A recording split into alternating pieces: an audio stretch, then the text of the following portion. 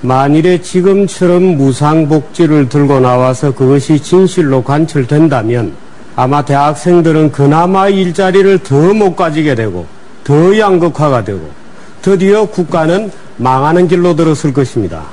예를 들어 지금 스웨덴 말씀하셨는데요. 복지를 통해서 성장을 이루었다고요. 어느 나라가 그런 경우가 있나요? 복지를 통해서 대부분 나라가 망하는 길로 들었었죠. 그리스가 그렇고 포르투갈이 그렇습니다. 프랑스 최근에 등록금 2배 올렸죠. 올리는 이유가 있겠죠. 독일의 등록금 없던 대학 시스템 다 바꾸는 거 아시죠? 스웨덴의 국민들이 몇 명이나 되죠? 스웨덴 국민이 몇 명인지 아시나요? 900만 명밖에 되지 않습니다. 서울보다 작은 아주 자그마한 나라죠. 노벨이라는 사람이 태어나서 전 세계 돈을 다 끌어모았던 나라고 철광석, 목재 늘린 게 자원인 나라입니다.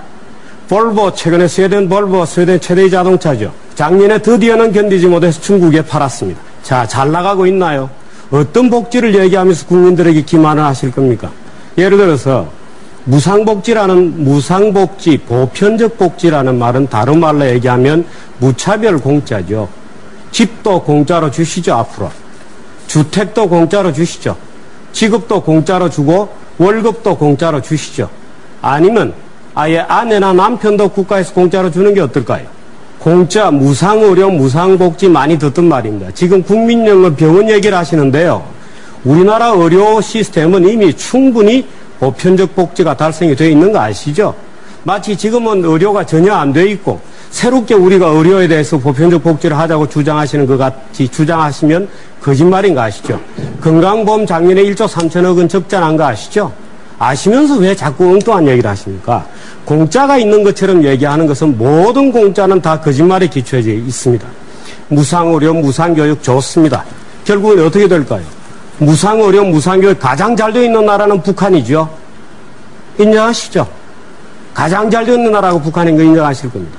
결국 그렇게 가는 것이죠. 어느 나라가 복지제도 가지고 성장을 이뤄낸 나라가 있나요? 그렇지 않습니다. 인생은 고단한 것이죠. 인생은 고단한 것을 인정을 하는 선에서 국민들을 설득하고 경제를 살려야지 고단한 인생에 뭔가 천국 같은 게 있을 거라고 얘기하는 것은 다 정치적 뇌물이거나 사회적인 뇌물이죠. 옛날에 이승만 대통령 시절 초기에 우리나라 해방되고 얼마 되지 않은 시절에 선거할 때마다 고무신 나눠줬죠. 그 당시 국민들은 너무 가난했기 때문에 고무신 한쪽에도 표를 찍어줬습니다.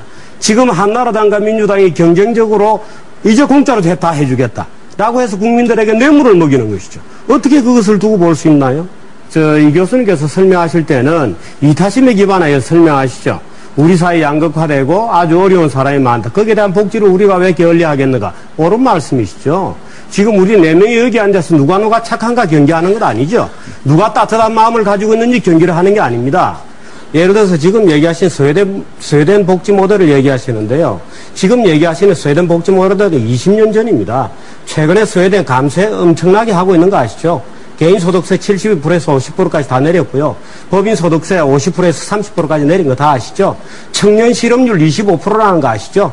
우리나라보다 청년 실업률이 3배 이상 된다는 걸 왜 얘기 안 하시죠? 그 나라가 마치 복지로 잘 먹고 잘 사는 것처럼 얘기하면서 대학교 졸업해봤자 청년 실업률 취직이 안 돼요. 스웨덴 대학교 51개 50몇 개 있는데요. 실업자 공원이라고 부릅니다. 졸업하면 저 일자리가 없기 때문에. 왜 그런 건 같이 얘기 안 하시죠? 스웨덴 복지 모델 거기에 천국 있나요? 천국 존재하지 않습니다. 스웨덴 복지 모델로 가는 게 아니고 여기서 자칫 잘못하면 지금 이명박 정부 들어서 국가부채가 노무현 당시보다 22%나 늘었습니다. 예를 들어서 지금 상태로 가면요. 여기 지금 방청객에 앉아있는 분들 되게 20대가 많으시죠. 20대는요. 나중에 일자리 없습니다. 이런 식으로 가면. 이런 식으로 복지 퍼부으면 전부 뭡니까? 그 결국에는 채무라 할 거 아니에요? 국가 빚질 거 아닙니까? 이 국가분 누가 갚습니까? 여기 앉아 계신 분들 다 갚아야죠. 도대체가 양심이 있으면 그런 얘기 하시면 안 됩니다. 젊은 사람들한테 거짓말하고 조금 일반 보통 국민들에게 마치 모든 것이 다 될 것처럼 거짓말하고 나중에 이 젊은 애들이 어떻게 빚 갚습니까? 지금 국가부채도 빚을 갚을 수 있다 없다 말이 많은데 나중에 국가부채 지금 이 상태로 지금 민주당이 주장하는 무상복지 또는 한나라당이 국가빚이 지금 엄청나게 늘리고 있거든요. 왜? 민주당이 그거 치고 나올까봐. 한나라당 할 만큼 깠어요.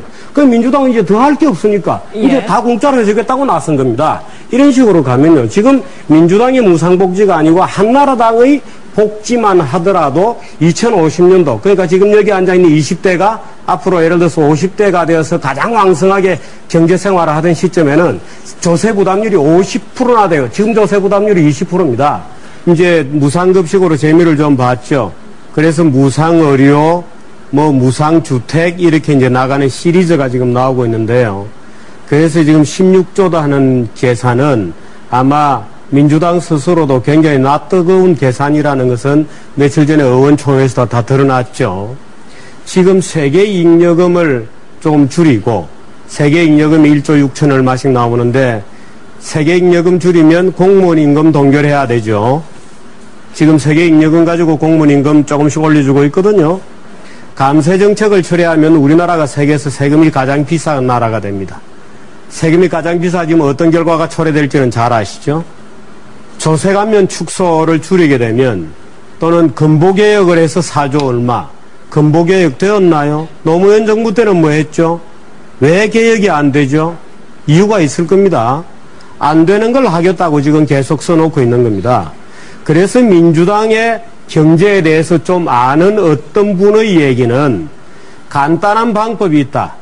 부가세율이 지금 10%인데 가능한 유일한 방법은 지금 세금을 이런 무상의료 시리즈를 다 하려고 그러면 필요한 재원이 엄청나게 될 텐데 간단한 유일한 간단하면서도 그 하나밖에 할 수 없는 다른 건 실질적으로 손댈 수 없습니다.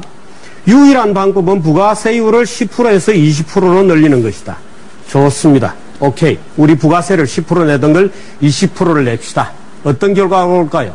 배추값이 얼마나 될까요? 우리가 먹는 식어료가 얼마나 될까요? 우리가 살면 옷값은 어떻게 될까요? 부가세 지금 10% 내는 것만으로도 자영업자들이 죽겠다고 아우성이잖아요. 모든 자영업자들 지난 1년 동안에 50만 명이 실업자가 되었습니다.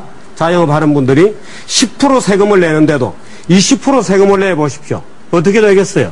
그래서 안 된다는 겁니다, 이게. 누가 이타심이 없어서, 누가 가난한 자에 대한 배려심이 없어서, 누가 학생들이 다 똑같이 먹자, 가난한 아이만 무상해주지 말고 가난한 아이 무상해주면 편하니까 다 같이 먹이자. 누가 그 말이 나빠서 싫어하는 게 아니죠. 예를 들어서 결국 이 세금 거두려면 부가세 10%를 20%로 높여야 됩니다. 그래서 유럽 국가들이 복지국가 한답시고 세금 다 높여서 부가세율 20%, 25% 됐죠. 그 결과가 지금 국가부동하고 엉망진창이 되어 있는 겁니다. 부가세율 25%, 실업률 25%입니다. 우리나라 지금 실업률 여러 가지 통계는 문제는 많지만 그 나라 3분의 1밖에 안 돼요. 청년 실업률 그 나라 다 우리나라 2배 이상이죠. 결국에는 부가세밖에 손댈 게 없는 겁니다. 기술적으로. 예를 들어서 이런저런 세금들 줄이고 부유세 만들어진다고 생각하세요? 부유세 만들어지본들 부유세가 얼마나 많은 세금을 더 거둘 거라고 생각하십니까? 상속세를 대폭으로 올리자. 오케이, 이건 소수의 부자들이니까. 상속세 올려서 세수가 단 1%라도 늘어난다고 생각하십니까?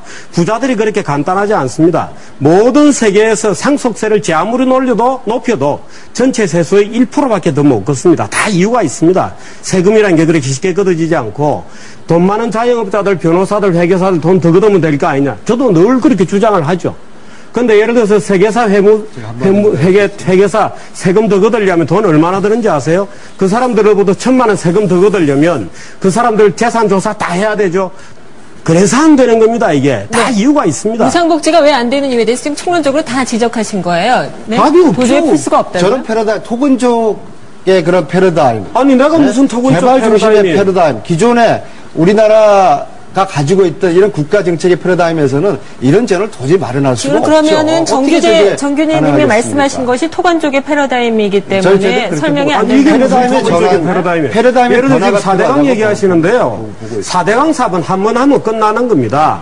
또 저는 4대강에 대해서 전문적인 지식이 전혀 없지만 4대강 사업이 장차 어떤 결과를 가져올지는 두고 봐야 되겠죠.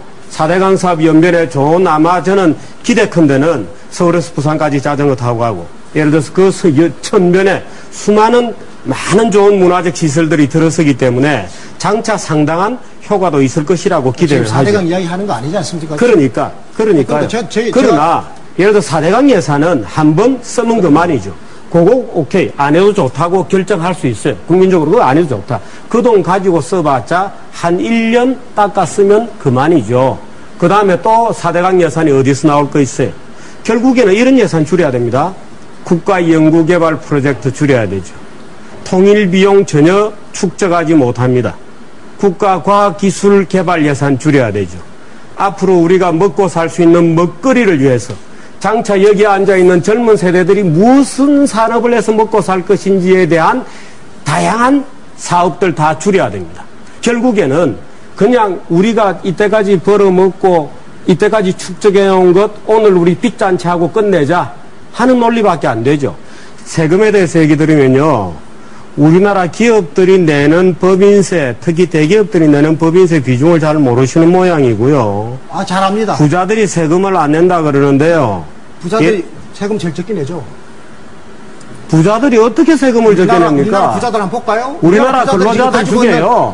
자산에 대한 세금을 우리나라 부자들만큼 적게 내는 나라가 어디 있습니까? 우리나라 보유세 우리나라 전체 세금 중에 근로자의 절반이 세금 안 내는 거 아시죠? 알고 있죠. 예. 맞습니다. 근로자의 절반 세금 안 내고 있죠. 누가 세금을 적게 냅니까? 근로자의 절반은 세금 낼래도 만일에 부자들이 세금을 안 내면요. 우리가 직권만큼 주니까 낼 게 없어서 못 내는 겁니다. 부자들이 세금을 안 내면 잠시만요. 부자들이 세금을 안 내면 사회가 양극화되어 있다는 걸 국세청에 가서 얘기하세요. 국세청에 가서 세금 안 내는 자들을 포탈하라고 얘기하세요. 돈이 없어서 못 낸다니까요. 이분들 마이크 끄셔야 될 것 같네요. 예, 잠시만요. 사실 이 보편적 복지, 보편적 무상복지라는 정책이 들어가게 되면 진짜 복지가 필요한 분들에 대한 지원이 필연적으로 줄어들게 됩니다. 왜? 중산층들까지 나도 공짜로 해달라고 달려들게 되면 진짜 복지가 필요한 분들에 대한 복지가 줄어들게 되죠. 만일에 TV를 보시는 중산층 중에 무상복지를 찬성하는 분이 있다면 그분은 정말 양심불량입니다.